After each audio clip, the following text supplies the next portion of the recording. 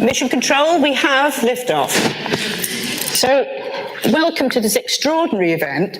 It's truly out of this world because we're going on a trip to Mars. Now, the event has been organised by the Physiological Society and it's hosted at this wonderful historic venue at the Royal Institution. I'm Bridget Lum and I love physiology. I love it so much that I'm the president of this society. Hands up if you think you know what physiology is. Don't be shy. Okay, I'm going to ask the same question at the end of the talk. So you've got to concentrate hard because you should be learning what, through the trip to Mars, what physiology really is or what it means. As president, I'm lucky enough to invite a special lecture each year. And this year we were delighted that Jim Pavlicek accepted the invitation to share some of his experiences as a physiologist and the important work he does with the space agency NASA. When I'm speaking to Jim this morning, I don't want to disappoint you, but he says he's a physiologist first and an astronaut second. Now in 1998, Jim flew as a payload specialist astronaut aboard the Space Shuttle Columbia. Jim and the other 6 members of the crew logged 16 days and 6.4 million miles in space. They circled the world 256 times. How amazing is that? But what's even more amazing is whilst they were up there, they were doing experiments on how microgravity affects physiology to provide important insights into how the body works. Now today, Jim is going to take us on a different journey and one that's yet to happen.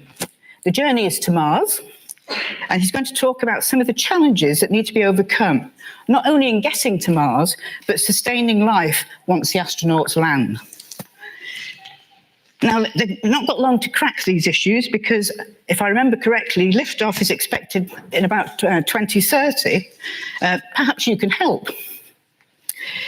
You'll have the opportunity to take part in Martian activities later this afternoon, and some of you have entered our Martian competitions that might provide us with some clues. But it gets better because you're going to have the opportunity to ask Jim questions after his talk. And remember, if you ask smart questions, you may get an astronaut patch. So without further ado, can I please introduce our speaker, Jim.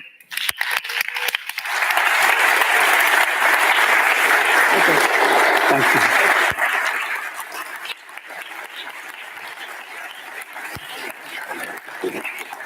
Thank you, everyone, for that very warm welcome. It is indeed a pleasure to be here in London to speak with you about 2 things that I feel quite passionate about, and that is flying in space and physiology. So I'd like to begin, first of all, with a quick note of thanks. I seem to have lost my slides right at the moment here. Black button, there we go. Can I go backwards? Yes, I can. Excellent. So 2 notes of thanks before we begin here. I'd certainly want to thank the Physiological Society for this invitation and for organizing this event. You may or may not realize that the Physiological Society is the world's oldest society of physiology. For more than 140 years, members of the society have been explaining how life works. And thank you to Bridget and the very capable staff for the Physiological Society for organizing this event. They all deserve a round of applause.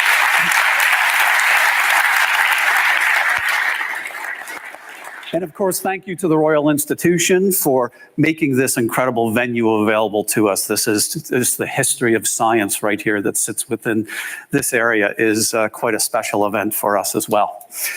So as an astronaut, we have to begin with a little bit of astronaut events. So I am blanking for you here. Let me see if I can get this going in the right direction.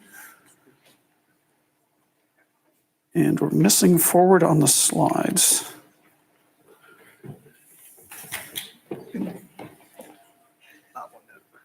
This one right here? Yeah. That's blanking for me. Now it's working. Okay, great. So as an astronaut, we have to begin with showing pictures of the Earth. So does anybody recognize where on the Earth this might be? You see brown, and of course that represents probably dirt. usually blue represents water. This case might be a little browner. And of course, green is areas where there are vegetation and such. So where are we? So anybody here? Yes. So indeed, it's the River Thames. So it's a very difficult thing to step forward and to be the first one to ask a question or to answer it. So you get a pass for that.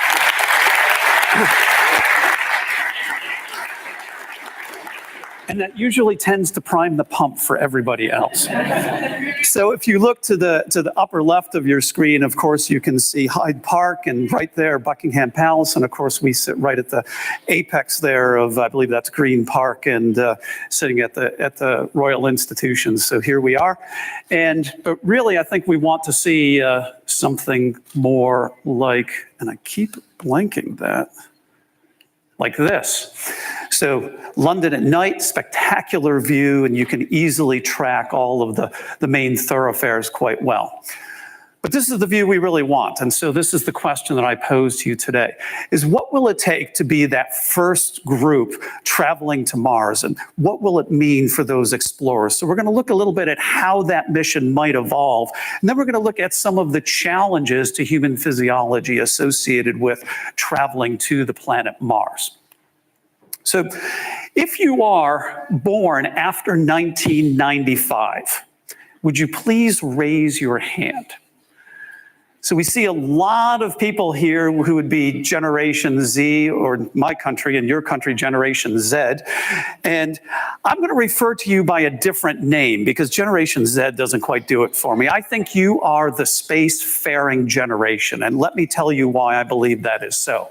Because during the 21st century, we have always had humans in space. We have had a continuous presence on the International Space Station since November of the year 2000. And during that same time in the 21st century, we have always been at the planet Mars, either on the surface or around the surface, and in this case, robotically. But we are already stepping out beyond low Earth orbit, and we're only going to continue to do so from here. So you are the generation that has always known people being away from this planet, and we will never come back again. We will always be moving further. So how are we going to do it? We're going to do it in a lot of different ways. This represents a family of launch vehicles that are either flying or soon will be flying that will help enable space exploration of the moon and Mars. So of the different vehicles that we see up here, can anybody recognize one that is currently flying today?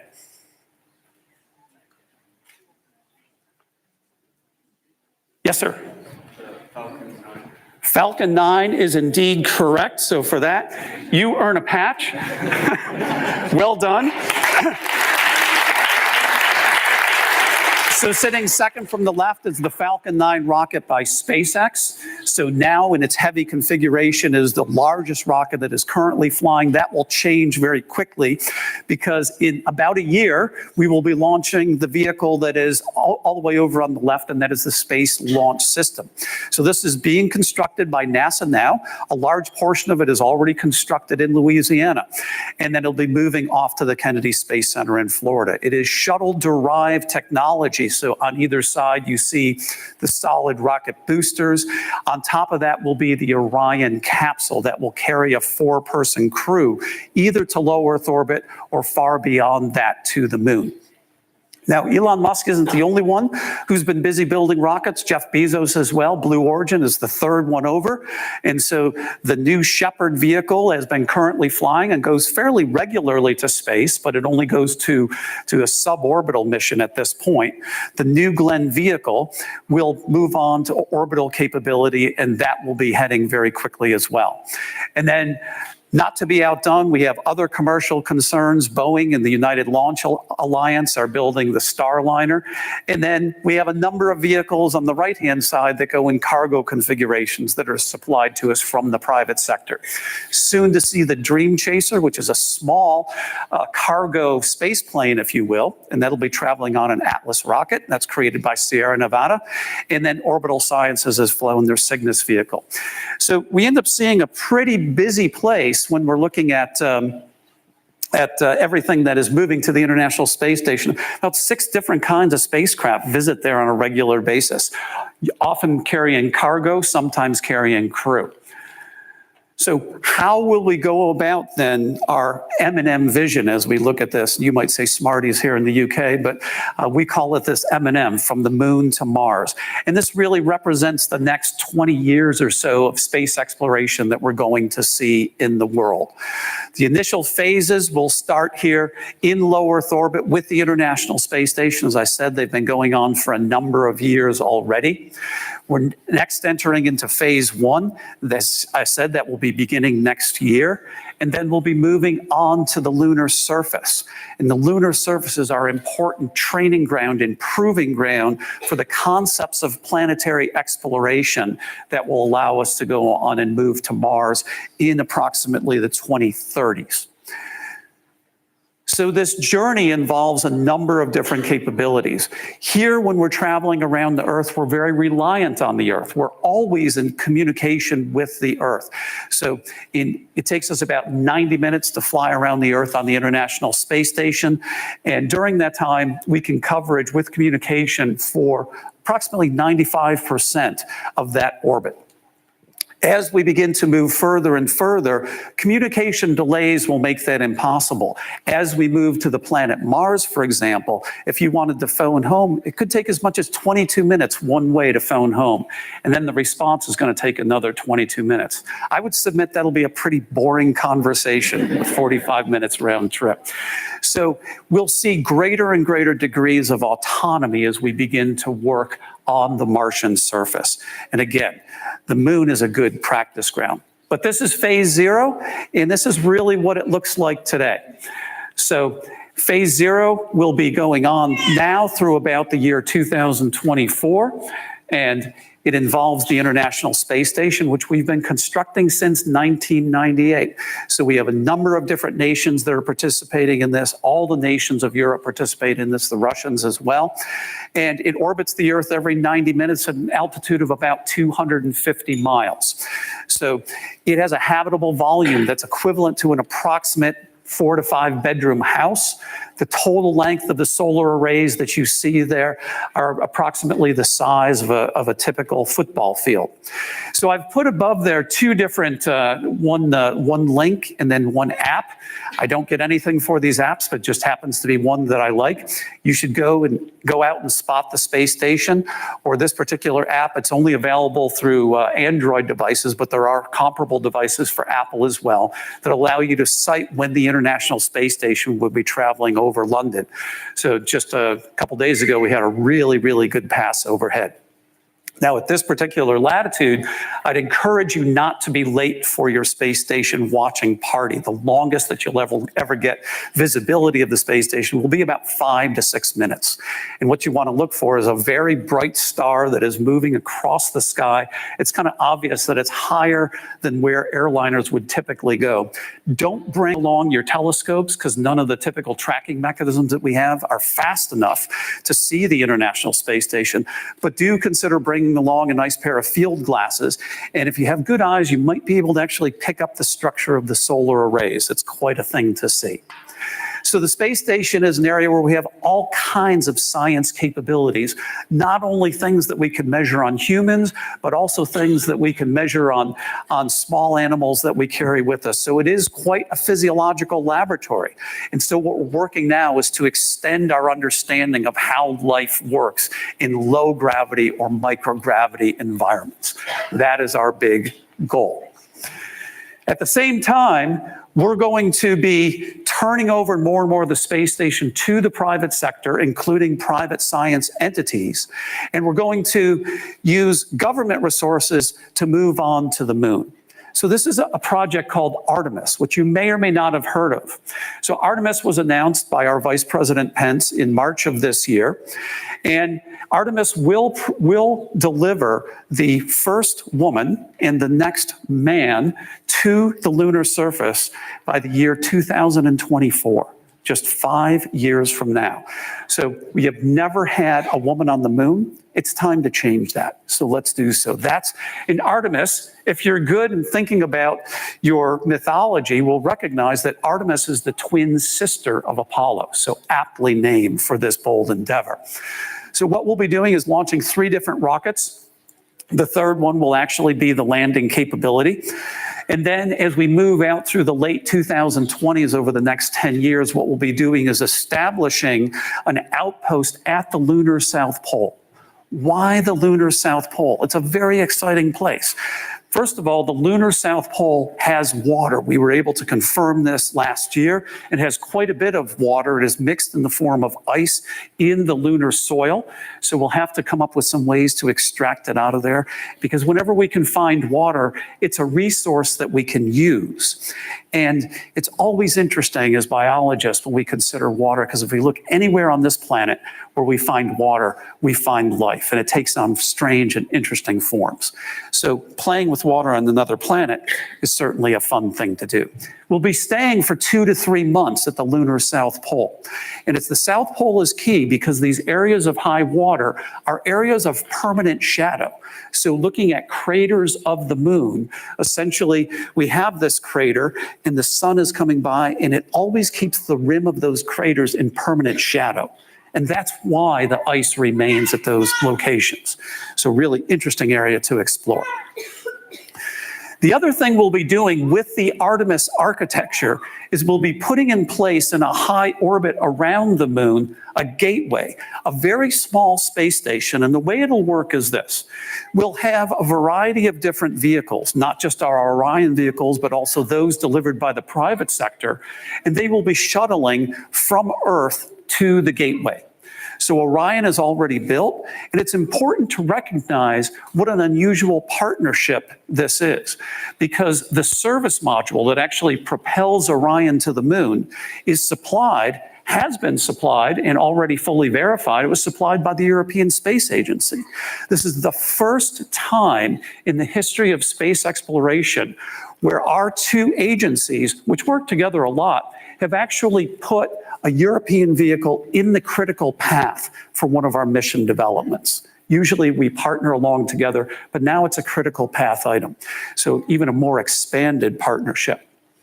So we will then, from the gateway, have a family of dedicated landers, and these will be supplied by the commercial sector. And already we see Blue Origin, SpaceX, and other groups are queuing up the opportunity to win those contracts. Gateway will be kept in place by solar electric propulsion, a form of propulsion that we have used on deep planetary spacecraft, but never for human-tended systems to this point. So we're scaling up again and again. Why are we working in this way? Because this is the architecture that works for planetary exploration. We can put a gateway around any planet, and we can be shuttling to that planet, and then we can be shuttling from a gateway down to the planetary surface. So we are practicing for planetary exploration on a planetary body close to home, and that is our moon. So what happens then as we move beyond this? So phases 3 and 4. It gets a little challenging, but we've practiced up carefully for this. So the key to thinking about Mars is to really just to think about the days of old and to think about polar exploration here on Earth. So to think about 100 years ago. Now, UK was pretty good about this. You all have good reason to be proud of Ernest Shackleton and what he was able to accomplish. He's one of the finest examples of leadership that maybe the world has ever seen. So you may remember his ship getting trapped on the Antarctic ice, I believe in 1917 that was, and the ship was crushed. And the entire crew was stranded on the Antarctic ice floes for approximately 2 years. Not a single person was lost. Why did it work this way? Because Shackleton actually, he was a pretty smart guy. What he did was he borrowed concepts from Norwegian explorers. And rather than saying he was going to go off in grand expeditionary style, he chose people who knew how to live off the land. He chose his crew by going to the docks and the wharves, kind of scruffy places, people who were used to hard living, and they went and survived. But that idea of living off the land is exactly what we want to do with Mars. So we need to think about how we can use the resources of Mars to help us with its exploration. The first thing we can do is to use its atmosphere. Yes, Mars has an atmosphere. We'll look at it in a little more detail in just a moment. It's not much of an atmosphere, but it's good enough that if you're coming in high velocity, you can dip down into the atmosphere, create enough atmospheric drag, and slow down your spacecraft until you capture into orbit. A regenerative braking, if you will. So what this means is that you don't have to take along the energy to slow you down. Because anytime we start up, right, that takes us energy, but slowing down costs us energy as well. So we're going to use the Martian atmosphere to do so, and ultimately landing a crew, an international crew, no doubt, of approximately 4 to 6 people. And I highlight, of course, the most important element of this that exists on this particular slide. So what would this look like? Our Mars design really relies on some of the vagaries of orbital mechanics. So this is a an opposition class type of orbit. And so this is at the perihelion when things are very close. And let me explain how this works. So every 2 years or so, Mars and Earth align in a way that's energetically favorable that we can send spacecraft to Mars, or we can send them back home. So I'm giving you one example from a couple of years ago. If you look at approximately 2 o'clock on your screen, you'll see an Earth departure listed for January of the year 2014. Now, if you follow the blue line, you follow on the outbound trajectory. And depending on the form of propulsion that we use, we'll get to the surface of Mars in about 6 to 9 months. Now, at that point, we have a choice.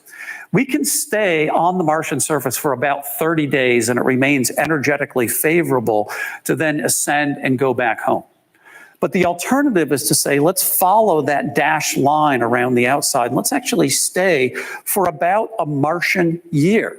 Stay for 569 days on the surface, and then departing some approximately 100 in 2016 range in this case. And so as we return, that inbound trajectory would put us back on Earth's surface in June of 2016. So total time off of the planet, about 2.5 years. And again, that's our design reference mission. That's what we're looking to do in approximately the 2020s timeframe. But realize this, we have been traveling away from this Earth for 58 years. Of course, Yuri Gagarin was the first person who orbited the Earth.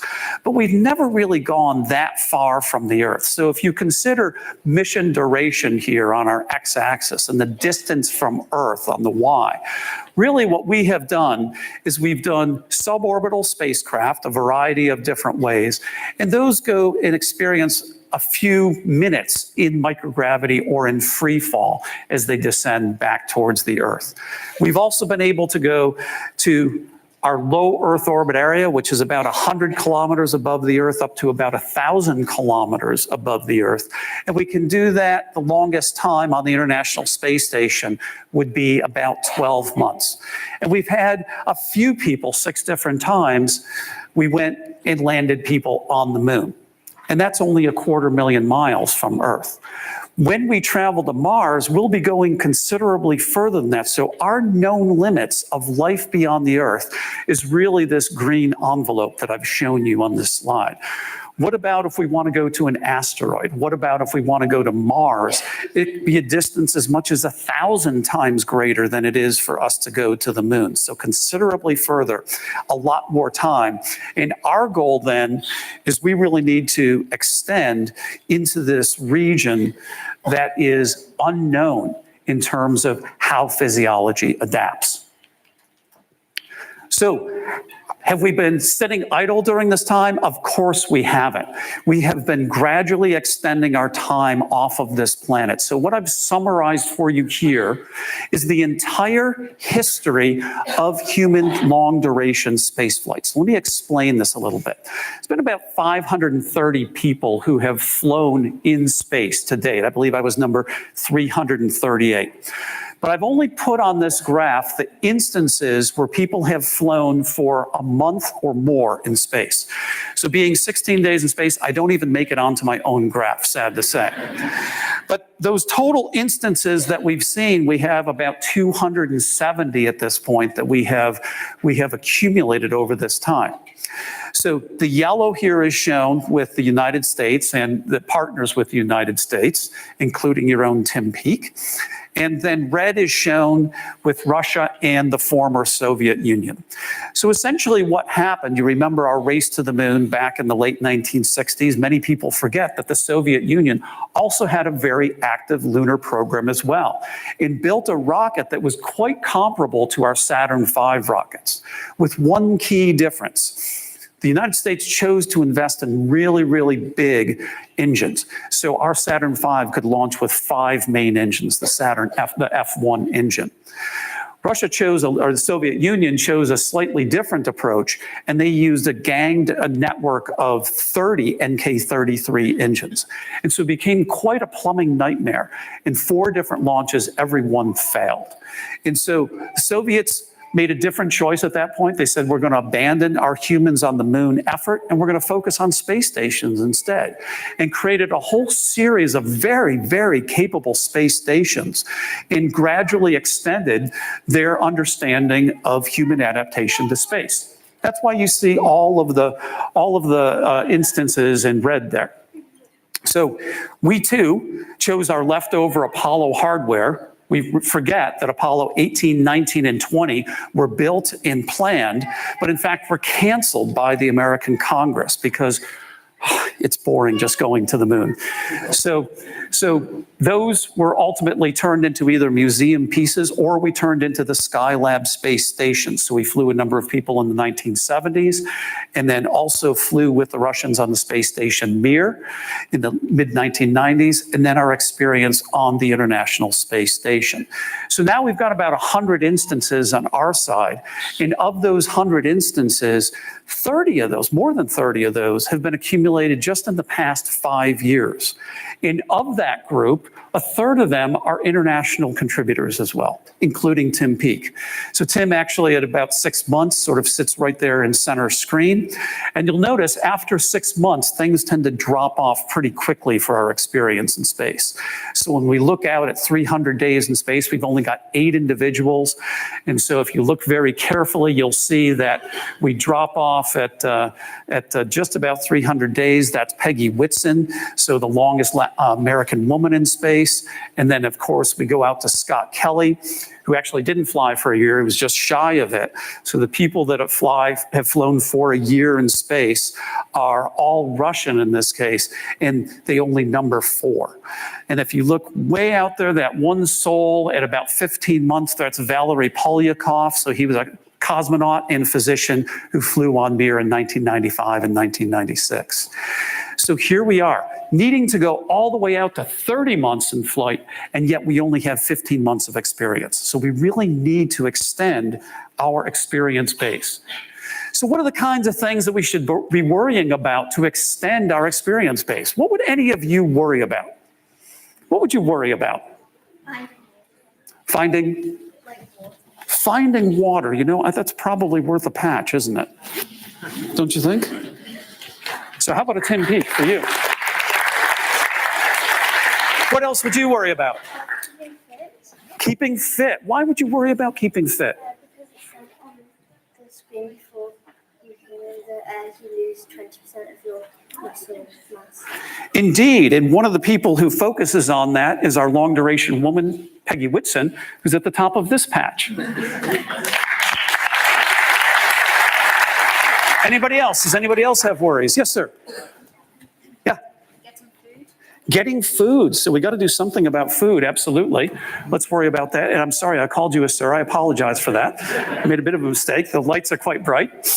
So we have a number of different concerns that we should have. So when we think about this from the standpoint of human adaptation, these are maybe the unique stressors that we think about. So imagine you are on the lunar surface. And so us in low Earth orbit, we see the curvature of the Earth.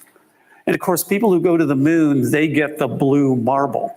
But in this case, we're going to be looking at that very, very faint star from the surface of Mars, and that's what Earth looks like. So we worry about the different gravitational field of the Martian environment. It's a very hostile environment that we'll see, and it is a high radiation environment, experienced unlike anything here on Earth. Will be extremely isolated, and this distance, of course, means that we must function autonomously. So these are sort of the unique aspects, if you will, of Mars. We could worry about these from a number of different biological or medical perspectives, but I'm only going to focus on two: the environment of Mars and a little bit on bone in our remaining time. So let's talk about the Martian environment. So let me walk you around several different graphs here. If we begin in upper left, we'll look at gravity, which we could define as a G. That's a reasonable way to do so. The Earth is shown in green. Mars is shown in red. And Mars has a gravitational field that is 38%, about 3/8 of what we experience on Earth. So when we're in our EVA suits heading outside that weighs in at about 300 pounds, in fact, that's only going to be an apparent effort of about 100 pounds on Mars. So that makes it quite a bit easier to get around. But the loading condition is much less on muscles and bones. What will that mean? We don't know. If we look in upper right and just consider the temperature, if we consider the global temperature here on Earth, considering all latitudes and averaged over all phases of the year, it's approximately 16 degrees C. Mars is about minus 60 C. So an extremely cold environment. And the reason for that is because the atmosphere is so thin. So when we think about the thickness of an atmosphere, one way to represent that is the barometric pressure, which is shown in lower right. So of course we would measure that in millibar or bar. At sea level here, we're about 1,000 millibar. And I didn't forget to put it up there for Mars. It's actually below the pixel resolution of the projector. It's at about 5 to 6 millibar, an extremely thin atmosphere, and very different in its composition, which is shown in lower left. So Earth, again, on the left, we are approximately 79% nitrogen and inert argon, so those really don't do much for us. Green is representing oxygen, about 21% of our atmosphere. And then, of course, we've all heard about the accumulation of CO2 in our atmosphere. We have approximately 0.04% at this point. Contrast that to Mars, which is 95% carbon dioxide, and then a little bit of nitrogen and argon. At that level, that atmosphere is absolutely poisonous to people. Nevertheless, it's an opportunity for us, because remember, we're explorers. We are living off the land. So what we're going to do is we're going to look for that atmosphere, and we're going to look for something else. We're going to look for water on Mars. So this is the way we used to think about it. So here, looking at one of our Martian orbiters and zeroing in on the right-hand panel on that small region that you see at the side of a crater, certainly that looks like something was flowing at some point, that little gully that you see. And the way we understood this was that that happened in relatively recent time, in geology terms, within the past 10,000 years. What we now know, because we have that continuous presence around Mars, is that these slumps are occurring all the time. As we visit back to areas that we imaged several years before, we see slumps have emerged that weren't there 5 years ago. So Mars is actually pretty active from a geological perspective. Now, where is all the ice? So here's an interesting thing. We said, gosh, how come we're not finding the ice? So this is an example looking at a very small crater, and actually looking at this room, the crater would be approximately the size of the floor of the lecture theater here. It's about the same depth, and it's about the same width. So that's what you're seeing imaged from Martian orbit on your screen. So look at it in October. This is a recent crater, and you can see all of the white. That's ice. Okay, we've got some water, but then we look at that same crater a few months later, and where did all the ice go? Well, remember how the states of matter work. So we can move from solid to liquid, right? That's called melting. And if we go from liquid to solid, that's called freezing. And of course, if we go from liquid to vapor, then that's vaporization, or we can condense back. We've all seen those occur. The one change that we forget about very often is moving directly from the solid to gaseous state. That's called sublimation, and it only occurs under conditions of low temperature and low pressure, exactly like we see on Mars. So what happens is the ice sublimates, and then it accumulates in other cold traps. And some of those cold traps exist at the poles, or they exist in places like this. Now, that is not CG. That is real. That is Korolev crater on Mars. That crater is about 80 kilometers across. It's extremely deep, and it is filled with ice.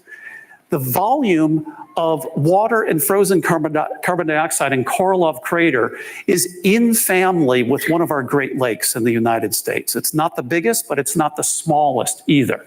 That's the volume that exists there. And if we look at the poles, this is the kind of thing we see as well. So these windswept regions that have quite a bit of ice available to them. And again, this is not just water ice, but it's also dry ice, frozen carbon dioxide. So if we can find the water and we've got carbon dioxide, we can really start to do some interesting things. Let's do some chemistry. So if we take water and we have some energy available to us, we go through the process of, what is that called, anybody? The first reaction there. So this is electrolysis, right? From this, we can create hydrogen and we can create oxygen. We can then take that hydrogen, react it with carbon dioxide, and we can create CH4, which is methane, correct? And water. So think about this. From Mars, harvesting from Mars, using in situ resources of water, carbon dioxide, we can create oxygen to breathe, methane as a fuel that we can run engines with, and potable water to drink, all from the Martian atmosphere. What a great opportunity to live off the land. Sound like the stuff of sci-fi? We actually have a Sabatier reactor on the International Space Station right now, and we're conducting these preliminary experiments. We'll refine some of these techniques by going back to the lunar surface. That's why it's such a wonderful place to play. Now, Mars has some other challenges as well. If we start to look at the climate of Mars, we've seen a little bit of that, but we should also talk about the weather of Mars. So remember, climate is like your personality. Weather is like your mood. It's dynamic moments that we see in a planetary weather system. And we're looking at Mars. So this is the same planet at two different points in time. This was last summer, and we had a really, really big storm on Mars. And so big storms occur about every decade or so, and they really take on a planetary scale. And what you can see is that the entire surface, excuse me, is nearly obscured by dust. Huge amounts of dust that are lofted up into the Martian atmosphere. They can be lofted tens of kilometers high. And because this dust is very, very fine, it's about 1.5 microns in diameter, it also is, it hangs in the atmosphere. And it can hang for 6 months to a year. So this is what it looks like. So this is last summer on the right-hand panel, and you'll notice we're going through the Martian days. This is approximately 100 days of Martian summer. And so things start pretty clear, and here they dust up and absolutely obscures. So if you're using things like solar arrays, this is a big problem because this dust decreases your solar efficiency, not only the amount of solar radiation that is coming down to the surface, that's why it appears redder and redder over time, but the dust also settles on the solar arrays. And this was of a high enough density that it actually killed the Opportunity rover. These rovers that had been running on Mars for about 15 years had covered more than a marathon worth of distance that were only originally designed to last about 90 days. But unfortunately, we lost the batteries in this case because of this storm. And then we've got conditions like this. This is what it looks like from the Opportunity rover earlier. This is at about 2008 time frame. And those are dust devils traveling across Mars. So small tornadoes that are moving around. And these turned out to be a great opportunity for us, because what happened is that as they travel across solar arrays, they actually fan the dust off of the solar array. So solar efficiency picks back up, and away you go. You keep on trucking. So because of these weather patterns on Mars, the Spirit and Opportunity rovers were able to continue for as long as they did. But nevertheless, we will need some kind of protection. That's clear. So possibly we'll go with inflatable structures. Sound ridiculous? Not at all. We've had inflatable spacecraft that have been in Earth orbit for more than a decade, generated the Genesis spacecraft by Bigelow Aerospace. So, but we also might consider using the regolith for additional shielding for radiation as well. So we may see that our Martian explorers will actually go underground. Now, we're going to be worried about some physiology as well. And so we're going to worry about things like osteoporosis. So let me explain this a little bit. So this is a type of bone that is called trabecular or cancellous bone. So trabecular bone is the type of thing you see in your hip. It's the type of thing that you might see in your vertebrae. And healthy bone is represented on the left. You can see those beautiful lacy structure that follow the lines of force. And on the right-hand side, we see sick bone. This is osteoporotic bone. So those trabeculae are much, much thinner. In some cases, they're broken. And in other areas, you can see there's large spaces where they're completely absent. And without doing too deep a dive on bone biology, please recognize that you can remodel bone. So those trabeculae can thicken and they can thin. But when they disappear, they never come back. So there's a reversible aspect to bone loss, and there's an irreversible aspect, and we never want to get into the irreversible. Why am I making such a big deal about this for our Martians? Because spaceflight accelerates bone loss. And we've known this for a long period of time. So this is our first US space station. This is Skylab, so flying in the early 1970s. And I bring this up because it was quite a physiological tour de force. So what happened is the astronauts that were on board Skylab, whenever they went to the bathroom, they collected a sample of urine or a sample of fecal matter. Now, my colleague Scott Smith down at the Johnson Space Center has the fortunate job or unfortunate job of being the curator of all astronaut urine and fecal samples. And what Scott did in 1998 was he thawed out the samples from 25 years earlier from Skylab and subjected them to an assay, a new assay, that identified a marker that only comes from the breakdown of bone. This is called N-telopeptide. And you can see that over the first 7 or 8 weeks or so of the space flight, that this is increasing and then it reaches a stable level. And you say, well, it stabilizes, right? This must be good that it stabilizes. This is actually very bad. What this means is that we accelerate the rate of bone loss, and it stayed at a high rate throughout the mission. And so we can actually quantify that by doing something called DEXA. So if you are a postmenopausal woman in the United States or here in the UK, you typically get an annual bone scan, or you get it every few years. And so we measure your bone density. And this is what happens to astronauts. So if you look at areas that say are above the hips, we don't see too much of a change. So in the chest, things stay about the same, and this is represented in percent change per month. But if we go below the hips, the head of the trochanter, if we head down to the calcaneus, look at these rates, 1.5% per month. Now, just to put that in perspective, a typical postmenopausal woman in their 60s would be losing bone at the rate of about 1% per year. So these are rates of bone demineralization 10 to 15 times greater than postmenopausal women. So it's a wonderful opportunity to study advanced rates of osteoporosis, one of those terrestrial spin-offs that are available to us from spaceflight research. And also take a look at the skull. It accretes bone. And this is an interesting clue as to maybe how bone forms. So if you've heard that astronauts come back from space with thick heads, here's your evidence. Indeed, it happens. Now, but chronic bone loss can be debilitating. So 30 months in space Losing 1.5% per month means that we could come up with a boundary condition that from our hips, we might lose somewhere on the order of 40 to 50% of our bone mineral over our trip to Mars. That's a lot. So let's do a biological sanity check. Do we ever see that kind of thing in terrestrial medicine? And indeed we do. That's shown in the red here. This is looking at people who have a spinal cord injury who have been in bed for an average of about 8 years. Compared to ambulatory controls, their bone mineral is just over 40% less. So I can't guarantee that we're going to lose 50% of our bone, and I certainly hope we don't. But it is the condition that we have to protect against, and it is within the realm of biological possibility. That would give us a bone mineral, which is shown on the right-hand figure, of a typical 100-year-old by the time we get back home. That's the condition we're dealing with. So, and of course, the risk is fracture.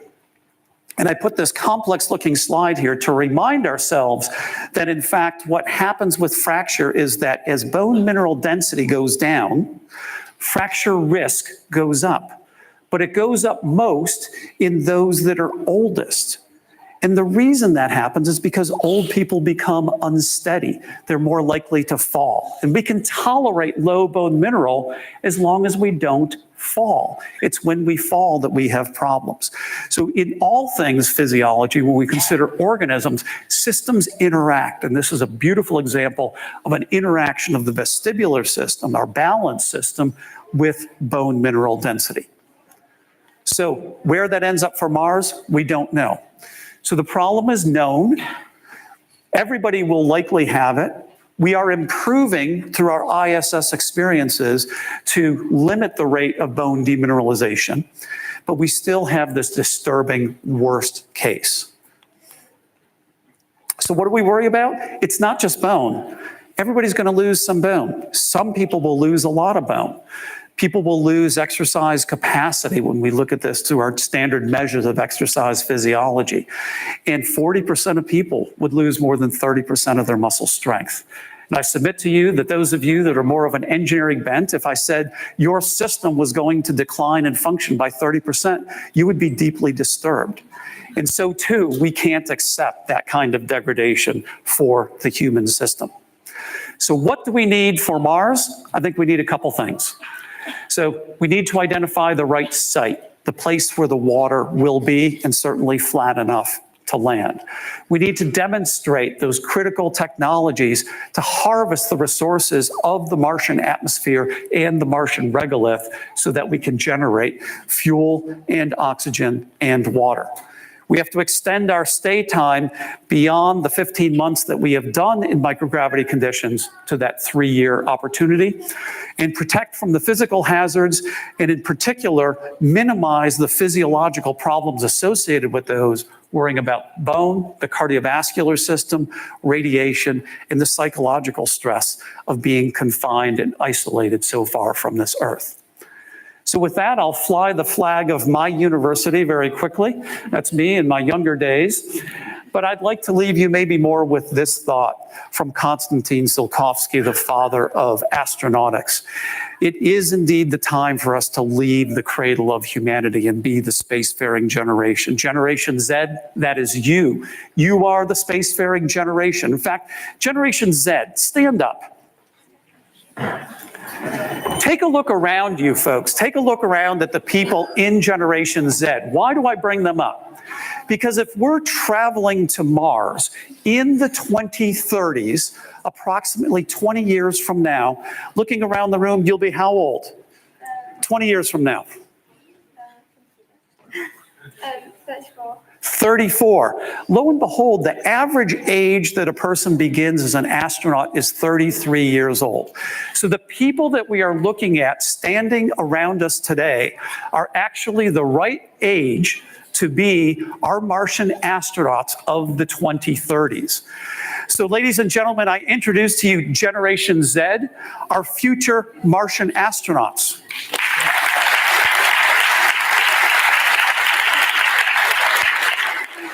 Thank you. You can go ahead and be seated. And I've talked for a considerable period of time. I would love to hear your thoughts along the way here. And y'all can tell me about the things that you liked or didn't like about the movie, The Martian. And I've got a quiz for you maybe of some scientific challenges with that movie. So please, let's hear your thoughts. Questions for Patches. Aha. Yes.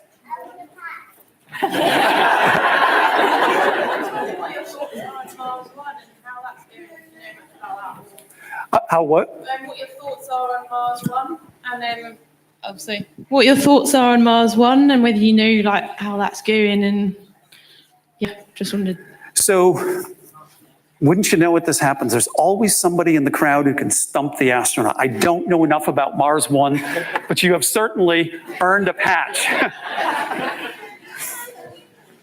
Somebody else over here, yes? Yep. Even if we could solve all those problems, would we still have enough left on Earth to actually get to Mars? Because we're using up all of our resources, so we might not even have enough to get to Mars.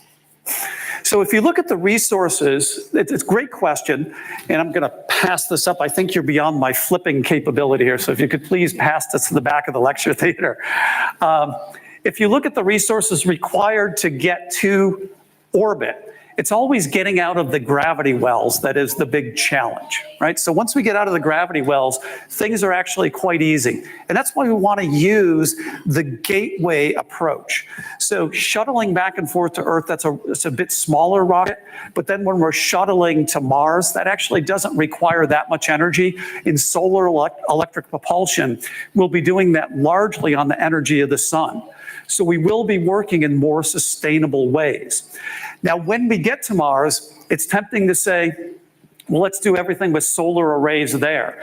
And for the energy density to do the kinds of things I suggested, like running the Sabatier reaction on a scale to manufacture our own oxygen, probably solar arrays won't be sufficient. So we'll likely need a small fission reactor in order to conduct surface operations as we'd like to. Great question. Somebody else. So, yes, sir. So, approximately how many generations would it take on the journey from Earth to Mars? How many generations would there be before someone could potentially land on Mars? Well, it's all just you, bud. You. So 20 years from now, we'll be traveling to Mars. 6 months outbound, and you're on Mars. So that's you. We've got time for about 3 more questions. 3 more questions. Okay, so how about you? Yes, ma'am. Why going to Mars? Why?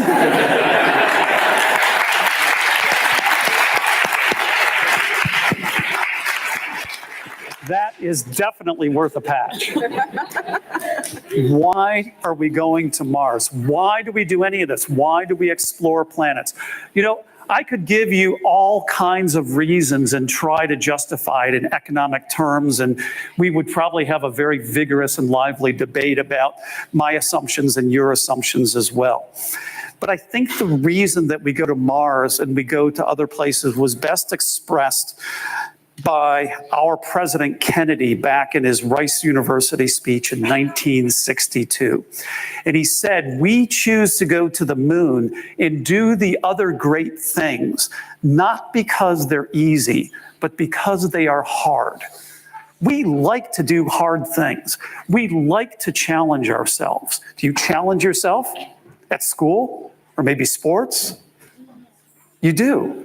And exploring is the same way. We are by nature exploring people. And so here we are exploring our own planet. And now with the capability to go even further from the Earth to the area around the Earth to the moon and beyond, it is within our capability, so we reach out and grasp it. That's why we go to Mars. You've got one in the gallery. Yes, sir. How do you jump? The same way you jump here on Earth. But you get to jump, whoop, not quite. You get to jump a little bit higher.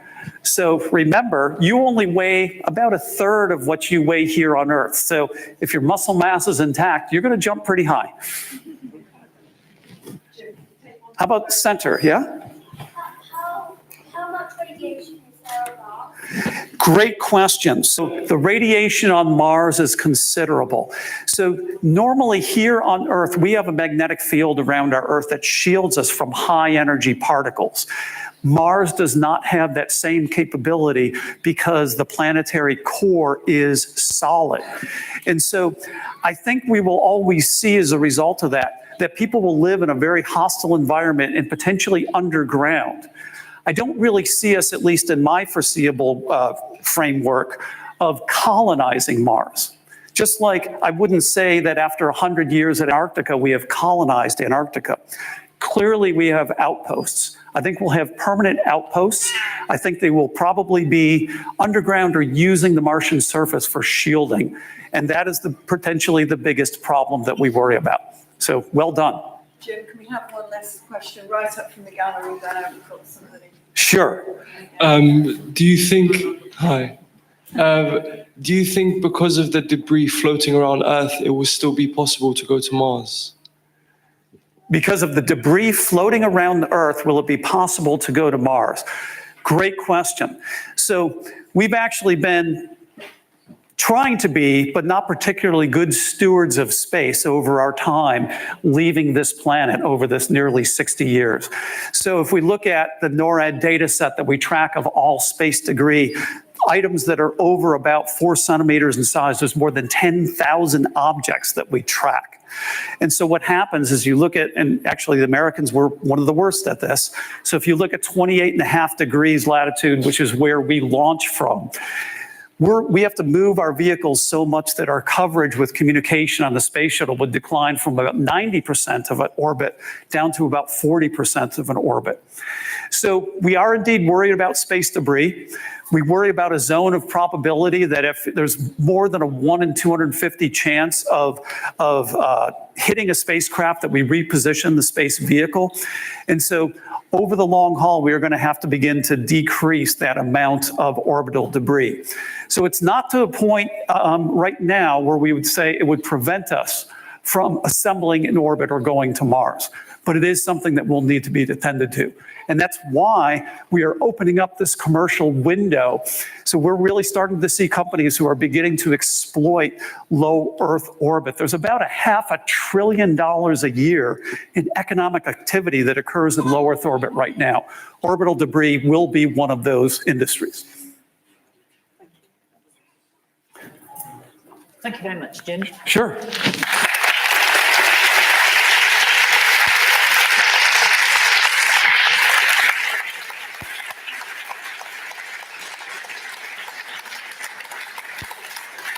I think the applause speaks for itself. I'm so pleased you were able to accept our invitation to come and deliver this talk, the President's Lecture, and to provide us with these fascinating insights, the challenges about going to Mars, both the engineering challenges, the logistical challenges, and importantly, the physiological challenges. Now, I have another show of hands, please. Who now thinks they know what physiology means? Ah. Quite a few. Mission successful, I think. I haven't heard an answer yet, Bridget. Please select one for Patches. Sorry, explain again. Please select somebody who's going to answer this for us. Oh, what physiology is, right. Yep. Come on, who wants to answer it? Over there.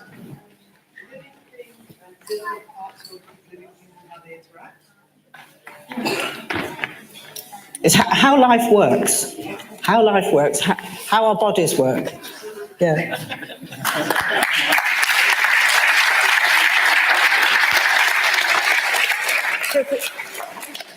In appreciation, Jim, we have a plaque for you.